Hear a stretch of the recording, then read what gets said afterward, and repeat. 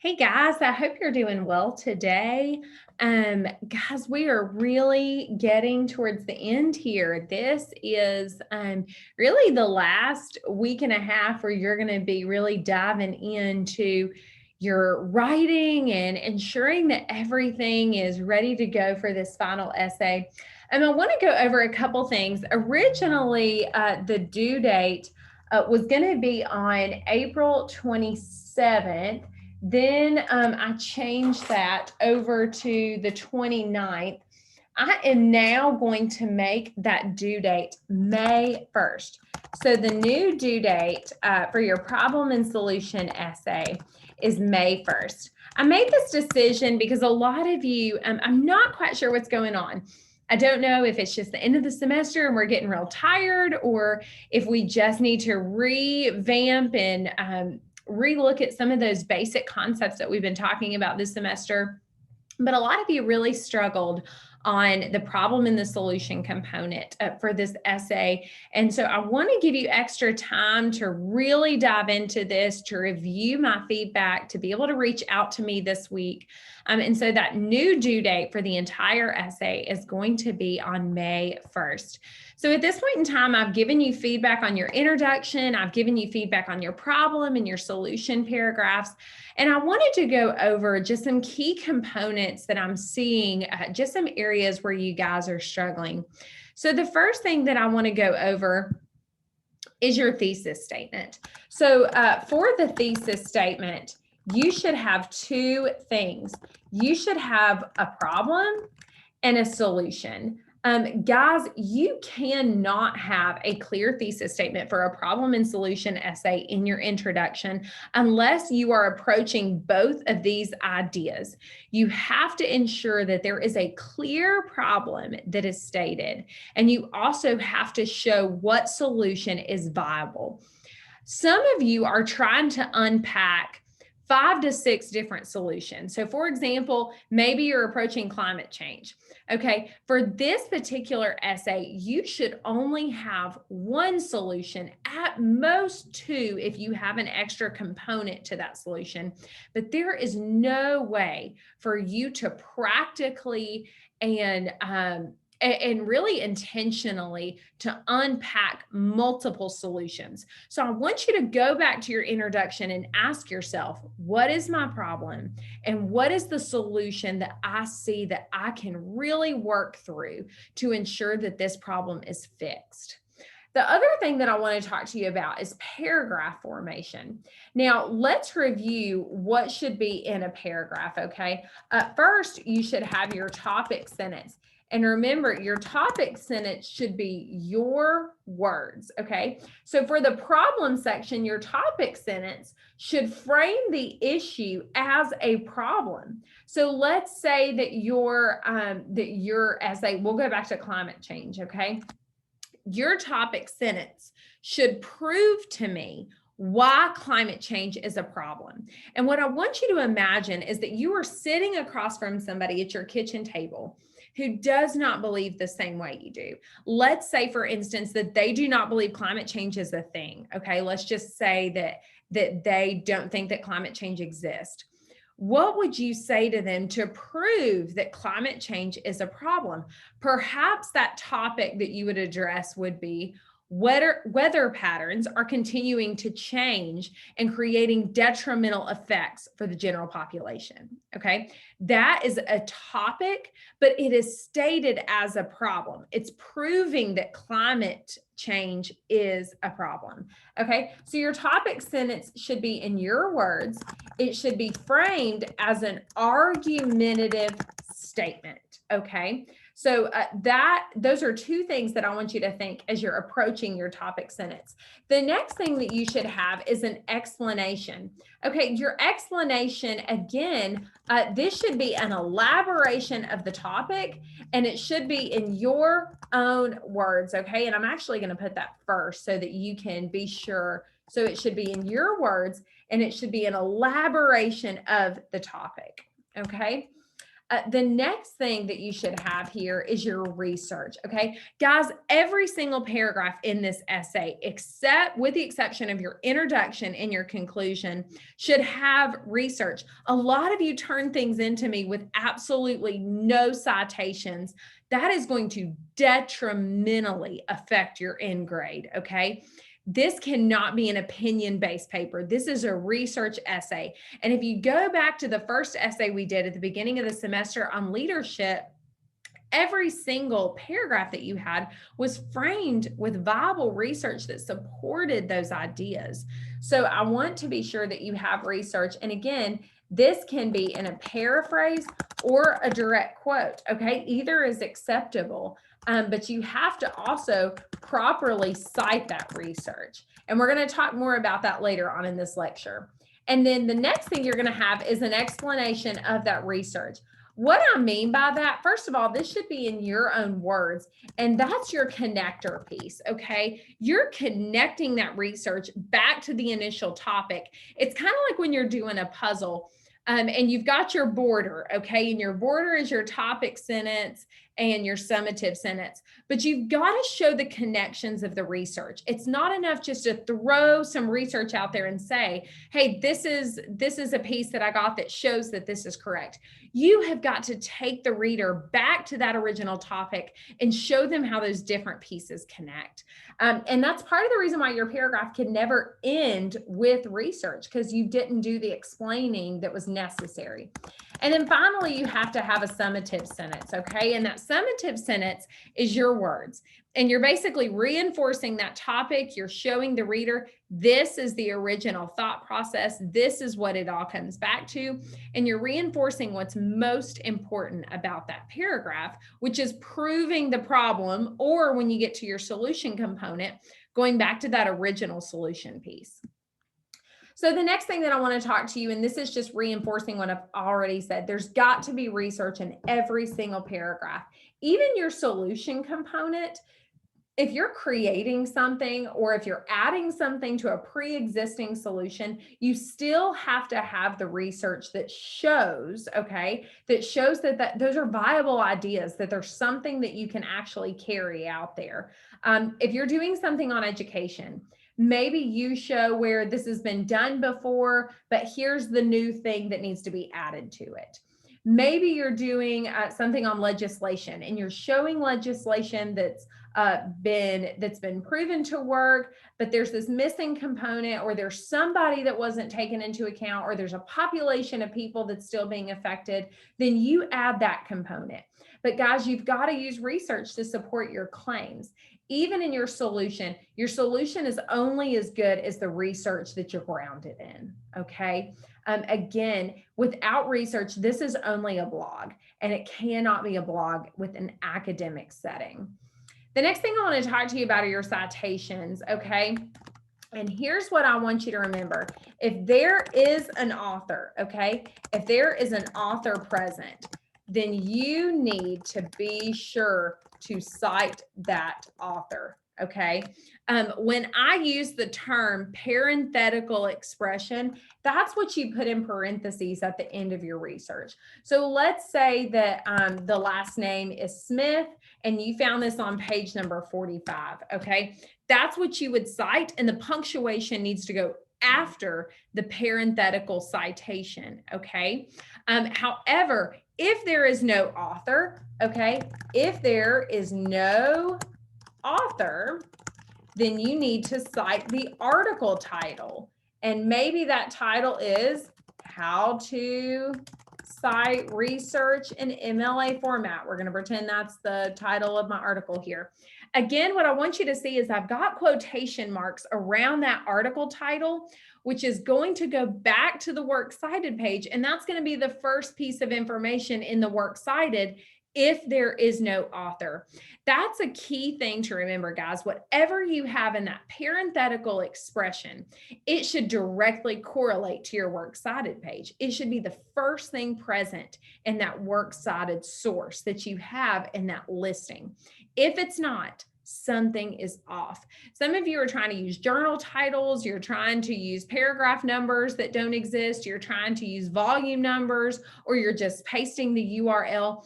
That is not acceptable at this level of research. If you are questioning what you should be putting in that in-text citation, go back to your textbook, go back to the lecture about in-text citations, reach out to me and ask me. I know this is a very tedious portion of the paper. It's a tedious part in knowing how to do research, and I'd be glad to walk you through that and show you what to do there if there are any questions about particular examples. Okay, the next thing I want to talk to you about are your solutions. A lot of you are doing solutions that are just not realistic.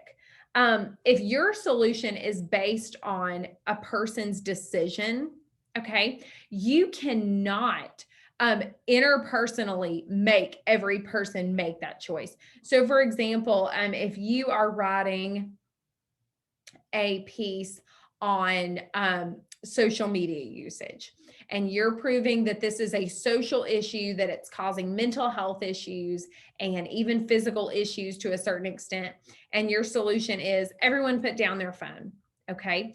There is no way to go through and make sure that every single person puts down their phone. You've got to come up with a solution that can actually be impactful, that can actually be carried through, where you can walk through the 5 W's. And the 5 W's are who, what, when, where, why, and how, okay? Those are your 5 W's. Guys, if you can go through and you can create 5 paragraphs for your solution, okay? And remember, it should be one solution. It should take you that many paragraphs to unpack this solution well, okay? If you can go through and you can answer that, then you are going to have a well thought out solution. I'm not saying that you have to follow this pattern, but I do want to give you an idea of what kind of framework you should be using. Some of you in your rough drafts you were giving me, you were trying to fit in 2 solutions in 1 paragraph, and you were only using 4 sentences. Guys, that is simply not enough. It's not going to cut it for this type of paper. When you're talking about 6 pages, and the first 3 should be proving the problem exists, and the second 3 should be creating a viable solution, there is no way you can do that in 1 to 2 paragraphs. The next thing that I want to talk to you about is your point of view, okay? So a lot of you are using language, and I'm going to put this in green here. A lot of you are using language like you, your, you are, our, we, us, etc. Okay. This is problematic for a lot of reasons. First and foremost, when you're talking about a social issue, you cannot assume, okay, that everyone you're speaking to has been through that. For example, some of you, when you're writing about a very sensitive topic like abortion, and you are directly speaking to the reader and saying you, your, that can come across deeply offensive and hurtful, okay? Number 1, you might be talking to a man. Okay, number 2, you may be talking to a reader who has experienced that or maybe has not experienced that. And so knowing that, we want to eliminate all language that's directed at the reader, that groups us together as a population, because we're all individual with individual backgrounds and beliefs, okay? And finally, we want to take that language and we want to create an academic space. Okay, and that leads to this idea of wise practices and word choices. Guys, we are dealing with sensitive topics. Okay, some of you are writing about things like racism. Some of you are writing about things like abortion. Some of you are writing about LGBTQ issues. Okay, these are sensitive issues for a lot of people for many reasons. It is so much more well received when we approach things with an academic, calm tone and wise word choices, okay? Using very harsh, emotionally driven language is not acceptable for an academic essay, okay? There are times and places for that. I'm not saying that it's never acceptable. And the confinement of people who totally agree with you and y'all are sharing your feelings and your thoughts, that is fine. But when we are approaching things from an academic perspective, we've got to be able to do that with a tone and a word choice and with great wisdom. Okay. It really is great wisdom at the end of the day. So I want you to just as a habit, okay, just as something you do in your writing, go through your essay, okay, and mark up any emotionally driven language, okay? Anything where you are saying, I believe, or I think, or I want, okay? Anything where you are name calling, anything where you are emotionally charged, I want you to go through and ask yourself, what can I do to replace this?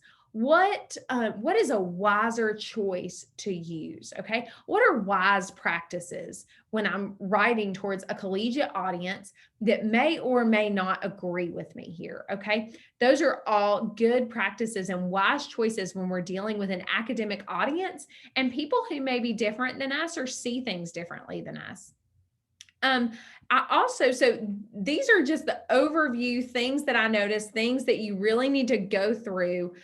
Guys, the biggest things that I can tell you, review paragraph formation. Okay. A lot of you, it's kind of like that just went out the window and we just forgot some of those basic principles. That is essential to the success of your essay. Okay. One topic per paragraph, expand on that topic, research that topic, close that topic before you go into the next paragraph. If you have a paragraph that is trying to prove 2 problems or more, or 2 solutions or more, it is wrong, okay? We need to go back and re-examine that and figure out a way that we can better focus and organize those thoughts. The other big thing is research, okay? Everything has to be grounded in academic tone and research. I want you to really ensure that you are grounded in those things as you are approaching these topics. Just to ensure that we are going over just the basic ideas of this essay, because some of you, the last essay, some of the just basic necessities and the basic requirements were very easily forgotten. So I just want to go back over some of these basic principles, okay? So here is the handout that I shared in a lecture at the beginning of this unit. So remember, MLA compliance, everything has to be done in MLA format. A minimum of 6 sources and 4 must be peer-reviewed. That was another concern I had is some of you, I had not seen a peer-reviewed source yet. Some of you, I've seen no sources at all. So it was not possible for me to check your citations. And some of you, you didn't even have any proof of citations. 5 pages of content plus a works cited with listed sources. Guys, this means that 5 pages have to be fully typed out, okay? Anything less than 5 full pages results in a percentage of your grade. So for example, if you are missing 1 page and you only wrote 4 pages, that is automatically 20% of your grade deducted. So you will begin at an 80, okay? Third person only, this means no I, me, myself, you, your, we, us, you are, our. Everything needs to be in third person, they, them pronouns, okay? And then 2 components. The first portion of the paper, which should be the first 3 pages, should be an argumentative side where you are proving that the topic is valid, proving that there needs to be a solution. And I want to hit on that. Guys, these are not the causes of the problem, okay? You should not be unpacking the causes of, oh, this is how this problem happened. That's not the issue. The issue is, this is why this is a real problem. Prove to me that it's a problem worth solving. And then the second half of that essay, which should be 2+ pages, are the well-defined solution that you have totally fleshed out that's viable, that you can say, this is what I'm going to do about it. This is the process that we're going to do it in.